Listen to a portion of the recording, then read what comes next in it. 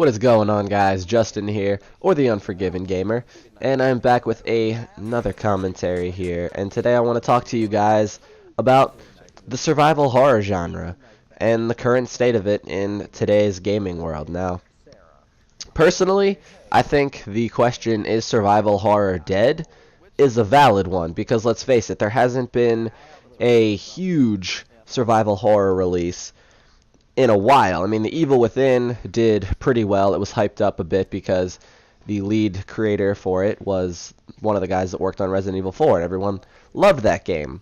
And to its credit, Evil Within was a pretty fun game. I think it had a little bit of a confusing story and maybe wasn't all that it could be, but it still was a lot of fun. Thing is, in today's era of gaming where there's shooters everywhere, especially hero shooters, with Overwatch being really big right now. I mean, hell, even Call of Duty took some of the hero shooter aspects and threw it into their game. Destiny's still pretty big right now, even though a lot of people might say that's dead too, but that's a debate for another day. So, is survival horror dead? Well, let's look at it. The last game that I think was really hyped up by the masses in the survival horror genre that could have really been something special was PT. Now, if you aren't aware, PT was a playable teaser, which was released, I believe, in the summer of 2014, that hinted at a new Silent Hills game, which is awesome. Everyone loves Silent Hill. It's one of the cornerstone franchises of survival horror, and had that been coming back, that would have been not only a big reboot for survival horror, but a big reboot for, Silent Hills also. There hasn't been a Silent Hill game in, I don't even know how many years. It's definitely been quite a while. And yeah, Konami kind of screwed the pooch on that.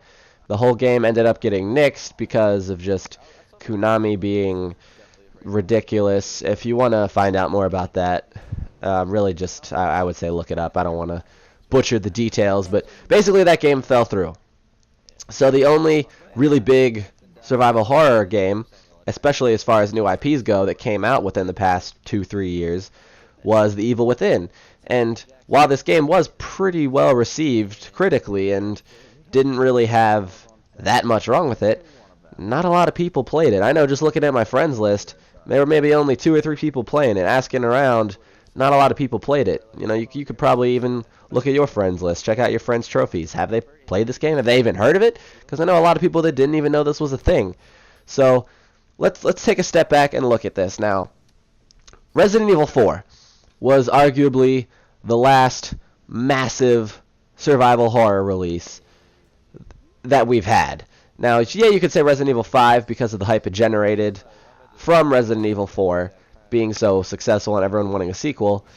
And even though Resident Evil 5 was a good game, a lot of fans criticized it for it being more of an action-adventure game than a survival horror game, which is fair. Even though the game itself was fun, it still did move away from those survival horror roots and did kind of create a new Resident Evil fan base that kind of expected that action-y type of game, which led to Resident Evil 6. And me being a longtime Resident Evil fan, having played the series really since as long as I can remember, I wasn't a big fan of the direction they were taking with 5 and 6, but 6 especially was just, well, that was just bad. Like, let's be honest, that was just a bad game. It was too spread out among too many characters. It was too short overall. The lack of customization was really, really disappointing. I mean, you couldn't even pick which guns you wanted on each character, so I think they really made a big mistake with that. But let's go back to where we were before. Let's talk about Resident Evil 4. So Resident Evil 4 comes out. It's a huge success, right? It's personally my favorite game of all time, and a lot of people's favorite game, really. It's a great game. Look at all the critic scores. It got rave reviews.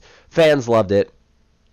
And that was kind of like the benchmark almost for survival horror. Like, if you wanted to make a good survival horror game at that time, you couldn't go wrong modeling it after Resident Evil 4. So there were a few Silent Hill games that came out after that. Didn't really do as well. And I'm talking about before Resident Evil 5 came out. So already there's kind of a lack of interest in survival horror right there, because Silent Hill and Resident Evil, they were the 2 big boys in the survival horror genre. They really set the bar for what survival horror could be and in a lot of people's eyes should be. So the Silent Hill games came out. they didn't do okay. I think Homecoming might have come out in 2010, which was after Resident Evil 5. But then, then the real big boy, the granddaddy of survival horror, so to speak, Resident Evil 5 comes out, and it doesn't flop, but it absolutely gets rid of everything that we know from survival horror. There's really no horror to it. The survival aspect is gone because you have a crap ton of ammo, you have a crap ton of health, and what I think really ruins a horror experience is a co-op partner. Because, let's face it, you're going to be a lot less scared of something when you have a friend with you. That's just how it is. And these games are designed to be played co-op, so you're not going to see a lot of people play solo. Because if you ever played Resident Evil 5 or even, Dead Space 3, which we'll talk about in a minute, the AI was crap. The AI was absolutely crap. So, you have Resident Evil 5 kind of going away from the survival horror genre, but you still have Dead Space, right? Dead Space 1 and 2 were massive successes. They really brought the survival horror genre back up to where they could be. The games were scary. They were tense. It was really like playing an old Resident Evil or Silent Hill game, just you were in space, and there were a lot of different elements to it, and it was the same thing that we've come to know and love from survival horror, but it was different because Visceral managed to put their own twist on it, and a lot of people loved it. Yet, Dead Space 3 comes out, and they pull a Resident Evil 5 on us. The game isn't necessarily bad, but they go more towards an action-adventure and a co-op style of gameplay.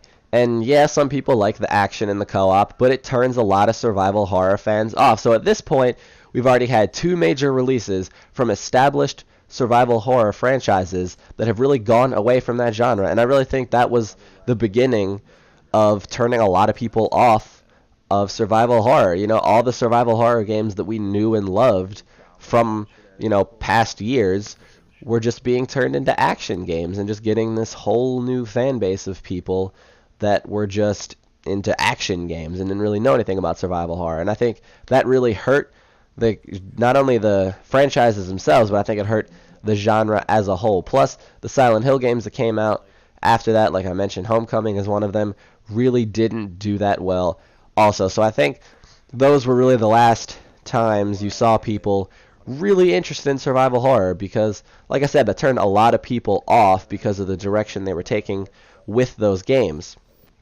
And now let's fast forward a couple years. It's 2014. We already know Evil Within is coming out.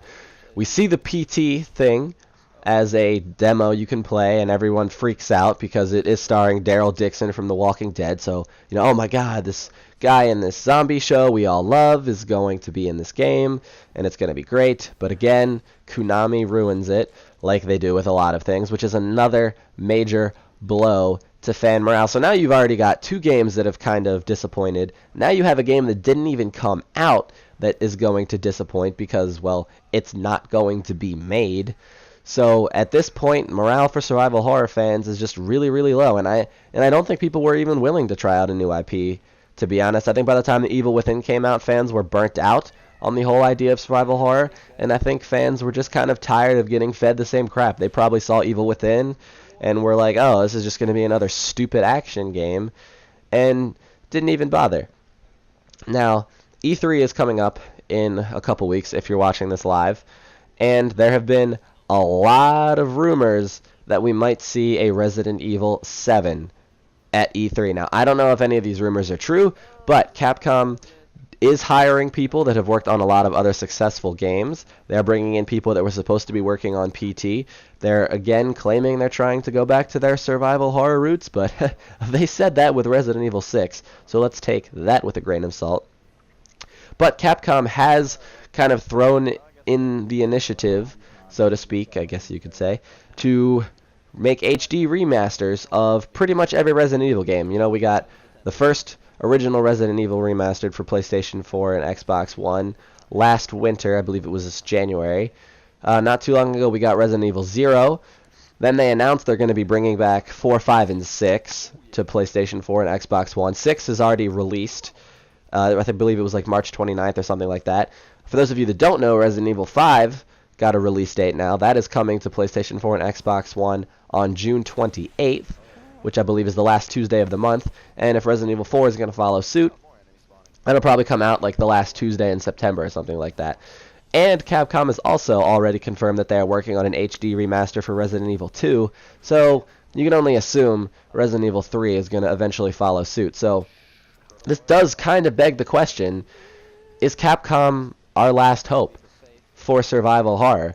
I mean, sure, we might have an Evil Within sequel, and I guess there's a small chance someone picks up PT, but at this point, Resident Evil 7 might be our last hope. Capcom is trying to renew interest in their franchise, and I guess you could say in survival horror as a whole, by having all these HD remasters come back up for their games.